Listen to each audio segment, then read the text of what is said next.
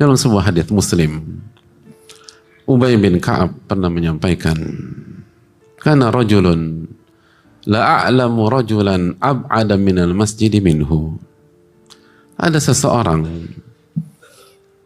yang sepengetahuanku, aku tidak tahu ada orang yang lebih jauh tinggalnya dari masjid dibanding dia. Ini orang, kata Ubay bin Ka'ab, adalah orang yang rumahnya, yang tempat tinggalnya paling jauh dari masjid. Sepengetahuanku, saya nggak tahu ada orang yang lebih jauh dari masjid dibanding orang ini. Wa kana la tukhti'uhu shalah.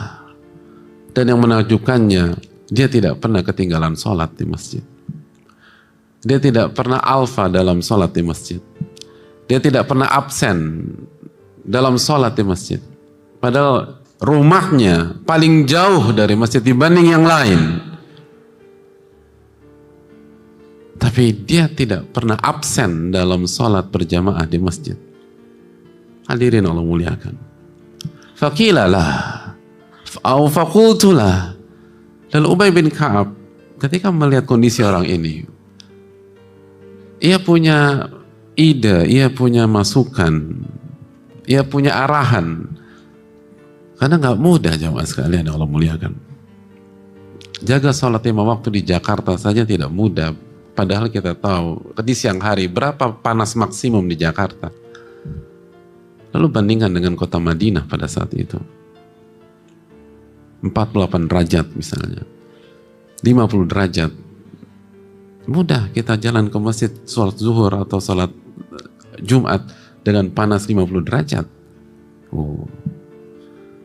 Sebuah hal yang sangat sulit. Maka Ubay bin Ka'ab menawarkan tawaran kepada orang ini. Lau ishtaraita himaran tarkabuhu fi dhulma'i aw fi ramdha. Bagaimana kalau engkau beli seekor keledai sehingga engkau bisa gunakan khususnya pada saat engkau melintasi jalan yang sangat panas dan kondisi yang tidak kondusif, suhu ekstrim, jangan jalan kaki. Jadi ternyata orang ini jalan kaki jamaah sekalian. Ia tidak naik keledai, ia tidak naik kuda, ia tidak naik unta. Dia jalan kaki. Berbeda dengan kita ketika sholat ke masjid kompleknya, dia naik motor. Itu pun kadang-kadang nggak datang ke masjid. Atau dia hanya tinggal melangkah, lalu pencet tombol lift dan dia bisa sampai ke masjid. Tapi seringkali dia tidak hadir di masjid. Padahal hanya tinggal tombol. Lalu lift itu akan membawa dia ke lantai di mana dia bisa sholat berjamaah di masjid. Orang ini tidak. Dia harus menghadapi cuaca ekstrim. Dan dia tidak ada kendaraan sama sekali. Maka itulah yang disarankan oleh Ubay bin Ka'ab. Beli keledai saja. Sehingga kau bisa gunakan, khususnya dalam cuaca ekstrim dan dalam trek atau medan yang tidak kondusif seperti Ramdha. Ramdha adalah sebuah medan yang sangat panas di cuaca ekstrim pada saat itu. Hadirin Allah muliakan. Apa jawab orang tersebut? Ini yang simple, tepat sasaran dan jitu. Orang itu justru menjawab, ma yasurruni anna manzili ila janbil masjid. Wahai Ubay dan wahai teman-temanku semua, terima kasih atas masukannya. Tapi terus terang dari awal saya tidak suka kalau rumah saya dekat dengan masjid. Dan ini pandangan pribadi. Ini bukan hukum. Dan saya tidak memaksakan orang lain. Ini pandangan pribadi. Pribadi saya lebih suka rumah saya jauh dari masjid. Dan saya berangkat ke masjid dengan jalan kaki. Lalu pulang dengan jalan kaki. Inni uridu an yuktaba li mamsyaya ilal masjid wa ruju'i idza raja'tu ila ahli. Karena ini memang skenario saya dari awal, kata beliau. Gak usah khawatir.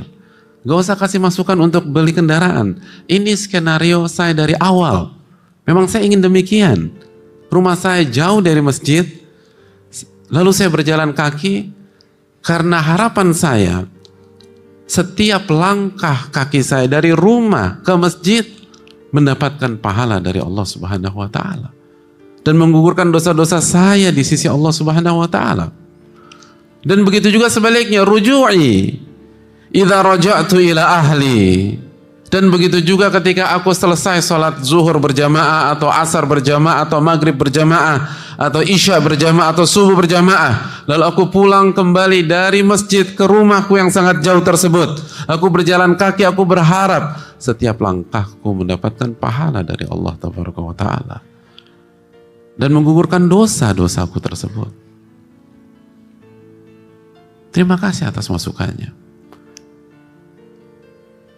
Tapi memang ini skenario dari awal. Dan orang ini sangat menikmati skenario tersebut. Dan tidak tertarik menukar itu dengan kondisi yang lebih nyaman. Maka Rasulullah SAW merespon ucapan orang tersebut, "Qad jama'allahu laka dzalika kullah." Allah telah memberikan seluruh harapanmu itu semua.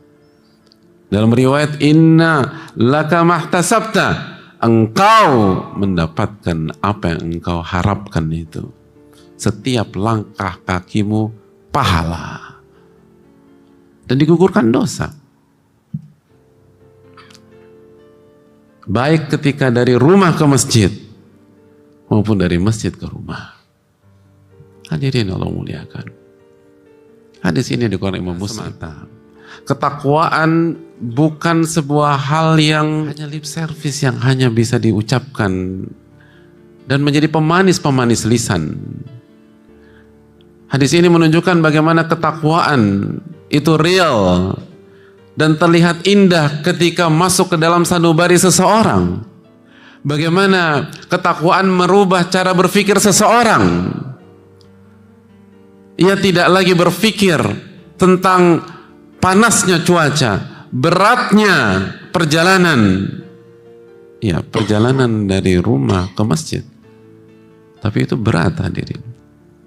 Dan dari masjid ke rumah, bagi yang pernah umrah atau haji akan merasakan gak mudah jika hotel kita 500 meter dari Masjid Nabawi atau Masjidil Haram di tengah-tengah musim panas. Semoga jamaah diundang sebagai jamaah umrah dan haji oleh Allah SWT. Hadirin Allah muliakan. Dan orang bisa jatuh, bisa pingsan, bisa dehidrasi. Tetapi orang yang bertakwa berpikir dengan cara yang berbeda. Orang yang bertakwa bukan berpikir secara fisik, secara material semata, tapi berpikir secara akhirat. Ia tidak hanya berpikir secara tangible, tapi dia berpikir secara intangible. Ia tidak hanya berpikir tentang keringat, tentang capek, tentang letih, tentang lelah, tapi ia berpikir tentang pahala, tentang keberkahan, tentang pengampunan dosa, tentang kenikmatan jiwa, tentang kebahagiaan. Dan seringkali kita lupakan hal tersebut. Dan kita dihukum karena pola pikir kita itu. Ketika kita hanya berpikir materi, kita hanya berpikir tentang enak atau tidaknya fisik, kita hanya berpikir tentang nyaman atau tidak nyamannya fisik, kita hanya berpikir tentang uang, kita hanya berpikir tentang semua hal yang kasat mata, dan kita lupa tentang ridho Allah, kita lupa tentang keberkahan, kita lupa tentang keikhlasan, kita lupa tentang bagaimana mendapatkan ridho Allah Subhanahu wa Ta'ala dalam setiap derap langkah kita, dengan setiap rupiah yang kita kumpulkan. Dan akhirnya apa, hadirin? Tidak ada kebahagiaan di dalam hidup, tidak ada kenyamanan, tidak ada keluh kesah, tidak ada kebahagiaan, yang ada adalah keluh kesah. Orang ini tidak ada keluh kesahnya sama sekali, padahal ia melewati hari-hari yang berat. Hadirin, berat, hadirin. Orang ini tinggal di tempat yang paling jauh dari masjid, 5 kali bolak-balik, 50 derajat. Gak mudah, tapi gak ngeluh, gak tertekan, bahkan happy, dia senang, bahkan bisa menolak masukan yang tujuan masukan tersebut membuat dia jauh lebih nyaman secara duniawi. Dia nggak mau. Pernahkah kita menolak masukan dari teman kita?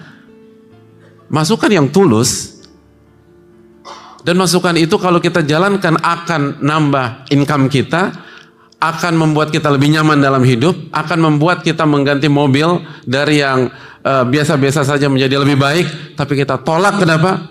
Karena kita ingin mendapatkan pahala dari kondisi kita pada saat ini. Siapa di antara kita pernah melakukan itu sekali saja seumur hidupnya? Dan dia lakukan bukan karena berat hati. Dia lakukan karena kebahagiaan yang dia rasakan. Dan dia tidak ingin melepaskan kebahagiaan itu. Dan dia tidak ingin mengganti kebahagiaan itu dengan kenyamanan dunia yang halal. Bukan yang haram, hadirin. Pembicaraan hadis ini yang halal. Dan itulah iman. Pandangan pribadi,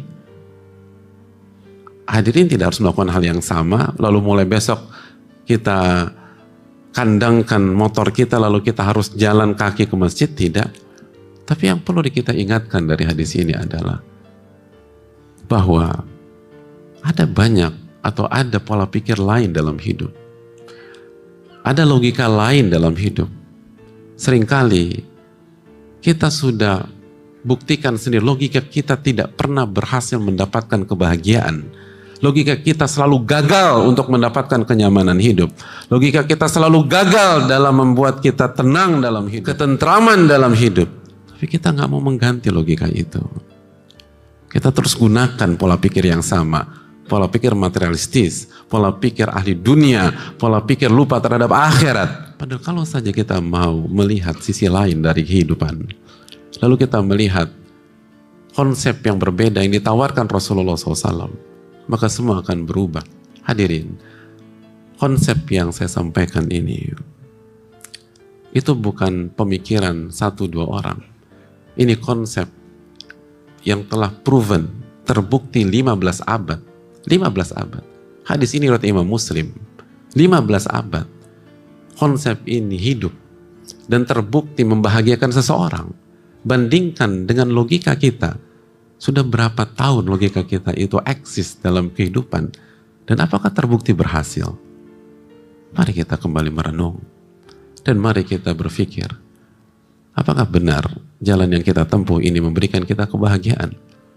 Atau ini momentum untuk restart ulang kehidupan? Untuk kembali berpikir tentang logika berpikir. Dan kita kembali kepada Rasul kita Sallallahu Alaihi Wasallam dan para sahabat beliau yang telah terbukti menjalankan iman dan ketakwaan sehingga mereka bisa berhasil di dunia dan di akhirat. Ini bukan isapan jempol, dan ini menunjukkan bahwa amal soleh kalau terkesan berat itu seringkali opini para penonton, sedangkan yang melakukannya mereka merasakan kenikmatan yang luar biasa. Man amila salihan min dzakarin aw untha wa huwa mu'min falanuhyiyannahu hayatan thayyibah.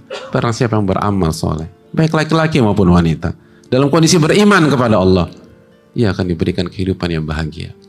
Jalan kaki di bawah 50 derajat itu penderitaan. Ya. Karena kita sebagai penonton, tapi tidak bagi sahabat yang satu ini. Dia pelaku. Dia lakukan dengan iman dan ketakwaan.